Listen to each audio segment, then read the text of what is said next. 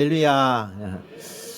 오늘 또 좋은 날씨 가운데 여러분 하나님 성전에 와서 예배드리게 하시는 것을 너무 감사를 드립니다. 오늘 오신 여러분에게 하나님의 은혜와 은총이 가득 넘치시기를 축원합니다. 오늘은 우리가 디모데 전서에 있는 말씀을 계속 이어가고 있습니다. 여러분, 디모데 전서는 참 짧은 말씀이죠. 그런데 감동을 참 많이 주는 그런 말씀이기도 합니다.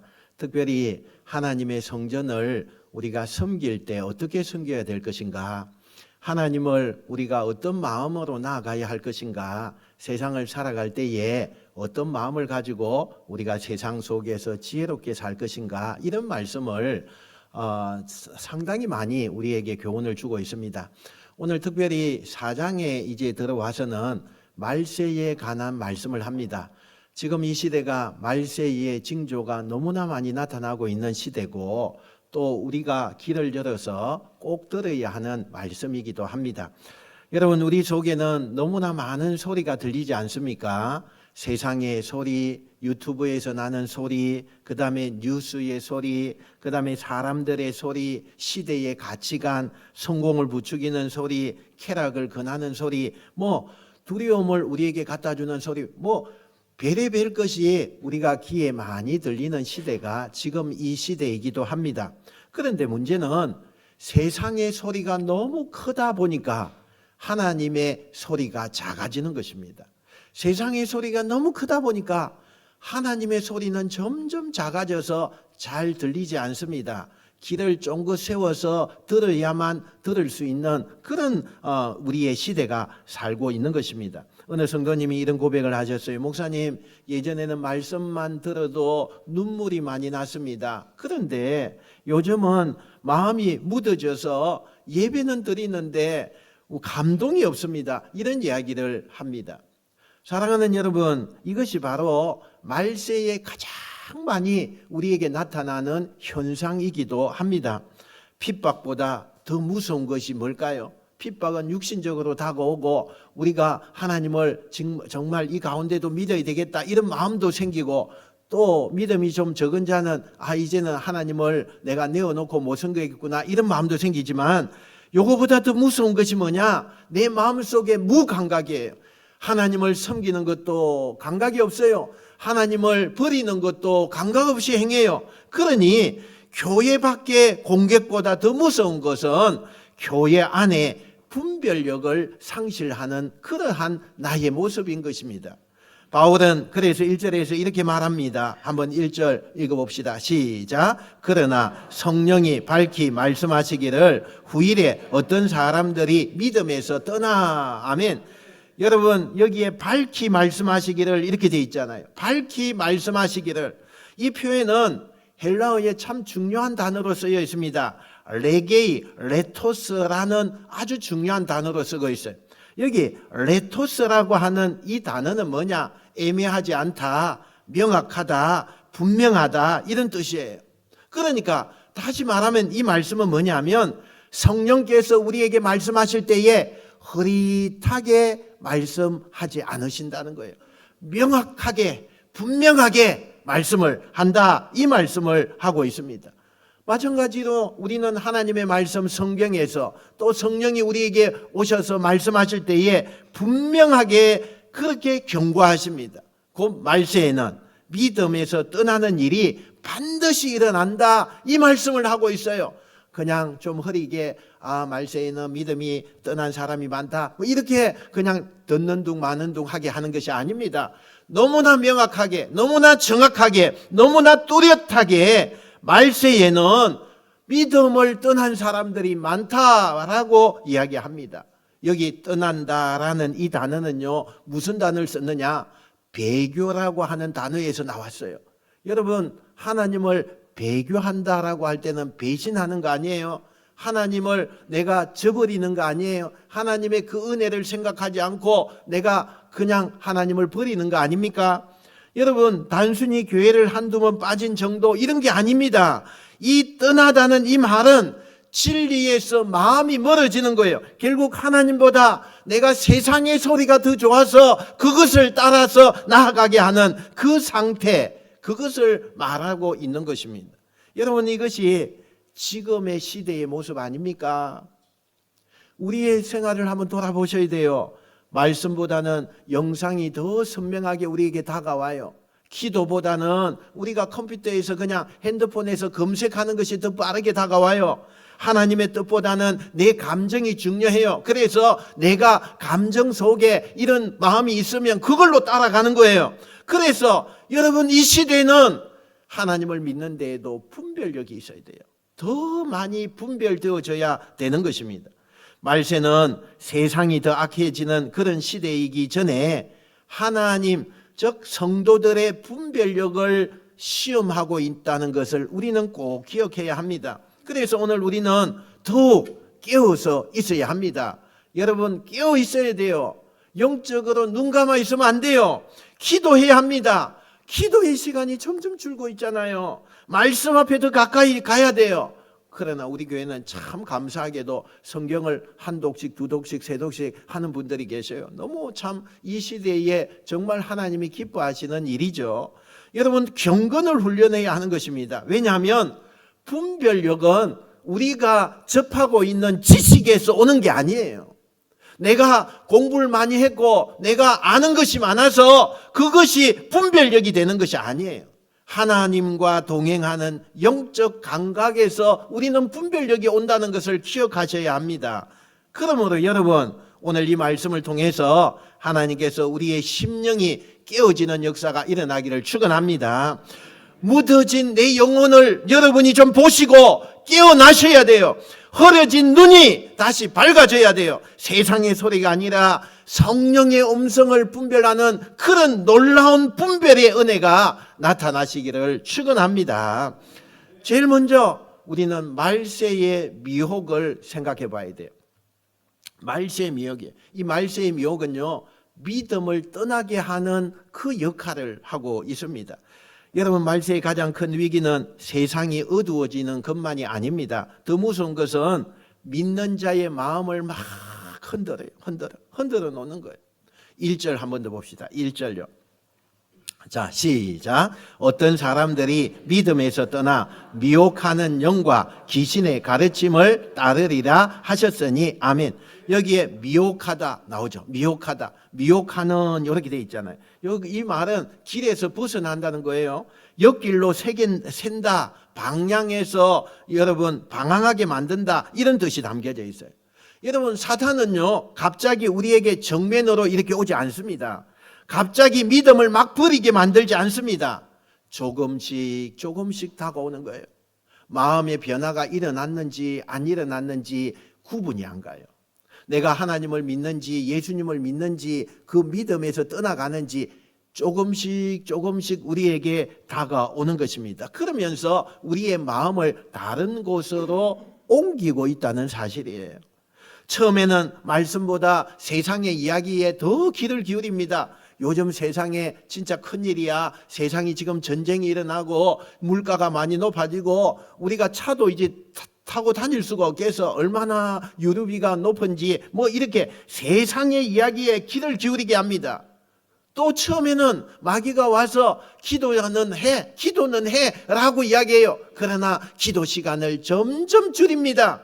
처음에는 예배를 드리라고 합니다. 그러나 예배는 중요함에서 조금씩 벗어나야 돼. 지금 이 바쁜 시대에 예배를 드린다고 1시간 앉아있는 것은 너무 시간 낭비야. 그러면서 예배를 가볍게 여기게 합니다. 그래서 예배의 자리에서 떠나가는 사람들이 많아요. 그렇게 조금씩 조금씩 마음이 하나님 앞에서 멀어져 가게 만드는 것입니다. 사랑하는 여러분, 믿음에서 떠나는 것은 하루아침에 일어나지 않아요. 기도가 줄어들고 말씀 읽는 시간이 점점 사라지게 되고 죄에 대한 감각이 무뎌지고 예배가 감동이 있지 않아요. 그냥 습관이 되어질 때 이미 영적인 미혹은 시작되고 있다는 것을 우리가 깨달아야 돼요. 이걸 분별해야 돼요. 이것은 바울이 이렇게 이야기해요. 귀신의 가르침이다, 이렇게 표현을 하고 있어요. 귀신의 가르침이다. 여러분, 이 표현이 강하게 들릴 수 있습니다. 그러나 그 의미는요 굉장히 분명합니다.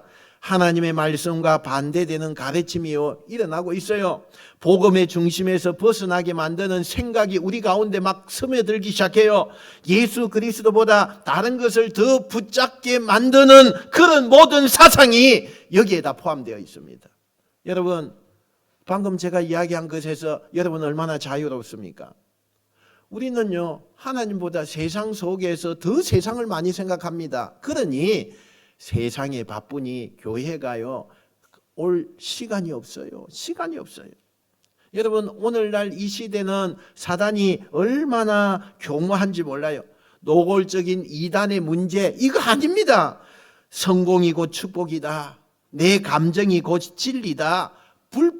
불편하면 그건 틀린 것이다. 여러분, 이런 정신이 우리도 모르는 사이에 내 속에 들어오는 것입니다. 그러다 보니 어느 순간부터 말씀보다 내 생각이 더 집중되어지고 이게 기준이 되는 거예요. 내 생각이 기준이에요. 그러다 보니 어때요? 여러분, 반드시 하나님으로부터 점점 하나님이 밀려나가요. 내 삶에서 밀려나가는 것입니다. 내 삶에서 하나님을 한 번도 고백하지 않는 그런 시간이 일주일이 지나가요. 여러분, 한번 우리를 돌아보셔야 돼요. 돌아보셔야 돼요. 진리는 내가 느끼는 것이 아닙니다. 내가 어떻게 판단해서 진리를 하는 게 아니에요. 하나님의 말씀이 진리예요. 말씀이 진리. 그런데 말씀을 접하지 않잖아요. 일주일 동안에 얼마나 성경을 펴보세요. 내 시간도 너무 바쁜데 성경 펼 시간이 어디 있어? 여러분, 정말 심각한 우리의 모습이에요. 여러분, 요즘에 무엇을 가장 많이 듣습니까? 유튜브입니까? 뉴스입니까? 사람들의 평가를 여러분이 듣고 있습니까? 우리가 반복해서 듣는 소리가 결국에는 우리의 영혼을 지배하게 되어지는 것입니다. 그래서 말세에는요, 더 분별해야 됩니다. 내가 첫 번째 우선순위가 뭐가 돼야 되느냐? 그걸 분별하셔야 돼요. 내 바쁜 일이 처리되어져야 내가 마음도 편하고, 그래서 이것을 우선적으로 삼고 우리가 살아가고 있잖아요. 하나님은 저 건너편에 있어요. 왜? 불편함이 없으니까. 하나님은 예배 드려도 되고 안 드려도 되니까. 누가 뭐라고 안 하니까. 그래서 뒷전에 두는 거예요. 여러분, 큰일 나요. 큰일 나. 큰일 납니다. 여러분, 왜 이 말씀이 중요한지 아십니까? 겉으로는 교회 안에 있어도 마음은 이미 떠나 있을 수 있기 때문이에요. 예배의 자리에 앉아있지만 마음은 세상의 염려, 내일 해야 할 일을 벌써 걱정하면서 염려 속에 우리가 이곳에 마음이 딴 곳에 가 있는 사람들도 있어요. 찬양은 부르지만 내 영혼은 메말라 있습니다. 정말 메말라 있어요. 그러니 찬양을 해도 눈물이 나겠어요. 메말랐는데. 안 나요. 안 나요. 그래서 오늘 하나님께서 우리에게 묻습니다. 너는 지금 누구의 소리를 듣고 있느냐? 누가 너를 지금 지배하고 있느냐? 이 말이죠. 오늘 이 말씀 앞에서 우리의 영혼을 다시 살펴보시기를 바랍니다. 나는 하나님보다 세상 소리에 더 흔들리고 있지 않는가? 나는 하나님의 말씀보다 내 감정에 이끌려서 지금 따라가고 있지는 않는가?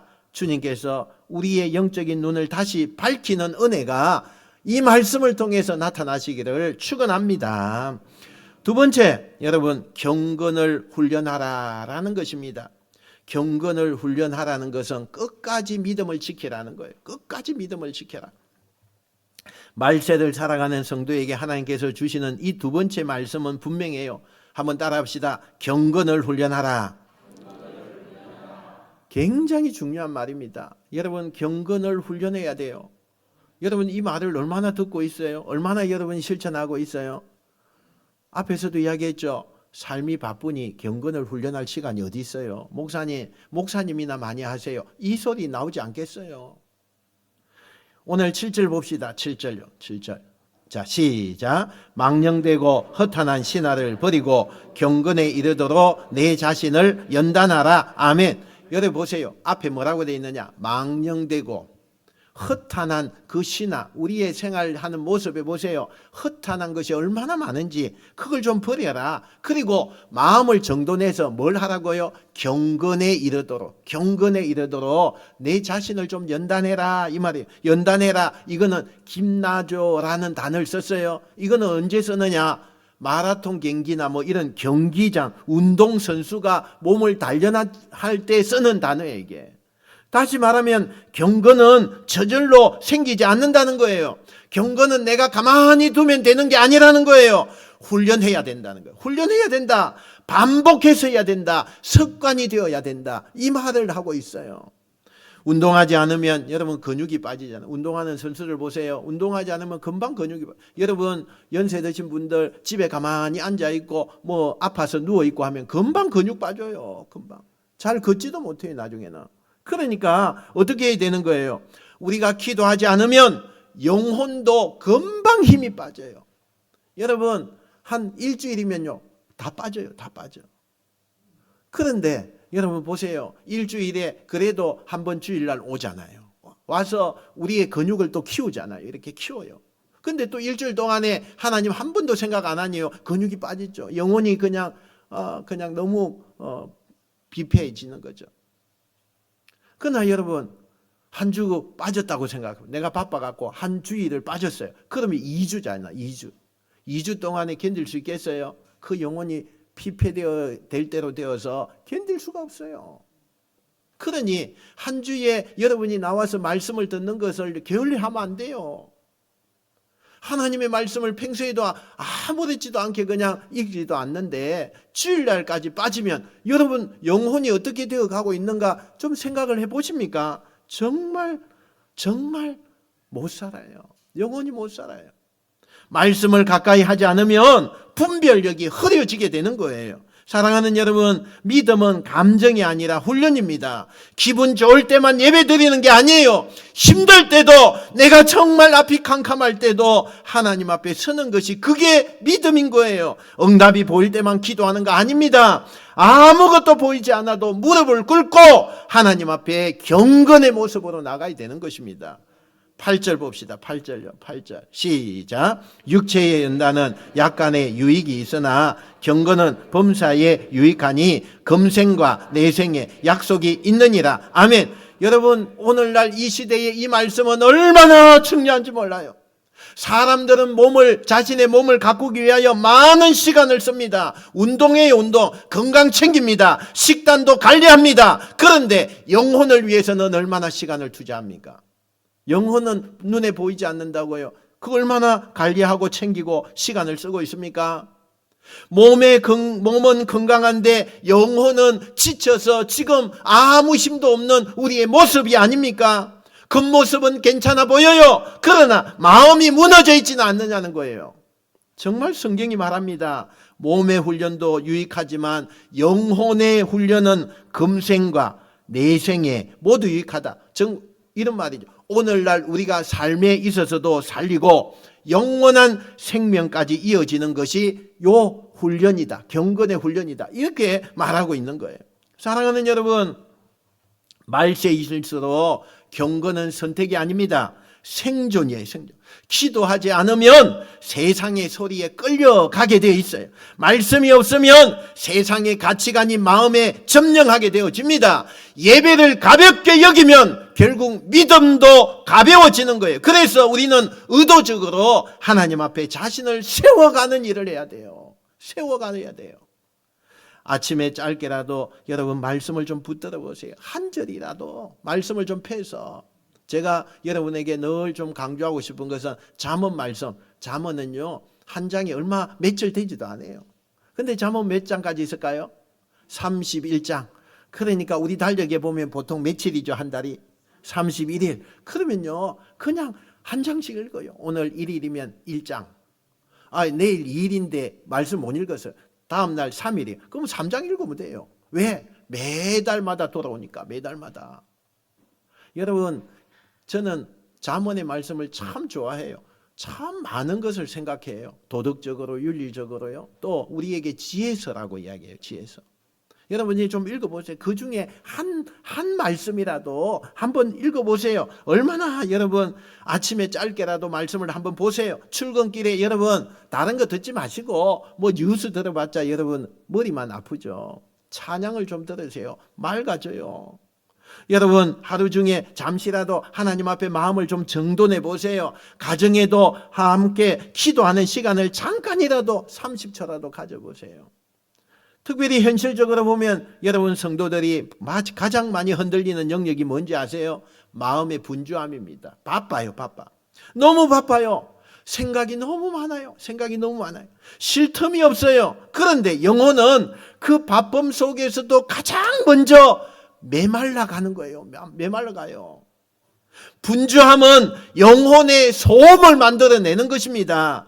말세의 지식은 믿음을 지키지 못합니다. 아무리 좋은 지식을 가지고 있어도 믿음 지키지 못해요. 훈련된 경건이 믿음을 지키는 것입니다. 기도의 습관이 흔들리는 마음을 붙잡는 것입니다. 말씀의 습관이 미혹을 이겨내게 하는 것입니다. 예배의 습관이 영혼을 살리는 겁니다. 할렐루야. 여러분 좀 하셔야 돼요. 이걸 하셔야 된다고요.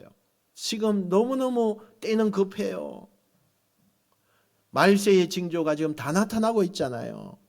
좀 성경을 읽어서 말세가 뭐가 나타나는지 마태복음도 봐도 되고 요한계시록도 봐도 되고 디모데 우리 여기에 전서도 봐도 되고 얼마나 많이 나타나 있는지 말세가 어떤 징조가 오는지 오늘 이 말씀 앞에 결단하시길 바랍니다. 내 영혼을 다시 훈련하게 해 주옵소서. 기도하시고 기도의 자리에 내가 돌아가게 해 주옵소서. 말씀의 자리로 돌아가게 해 주옵소서. 이 은혜가 우리 모두에게 임하시기를 축원합니다. 세 번째, 살아계신 하나님께 소망을 두라 말씀해요. 말세를 살아가는 성도에게 마지막 붙잡아야 될 것이 뭐냐? 분별력만이 아니라 소망의 방향입니다. 내가 소망을 어디에다 두느냐? 그것입니다. 10절 봅시다. 10절. 자, 10절. 10절.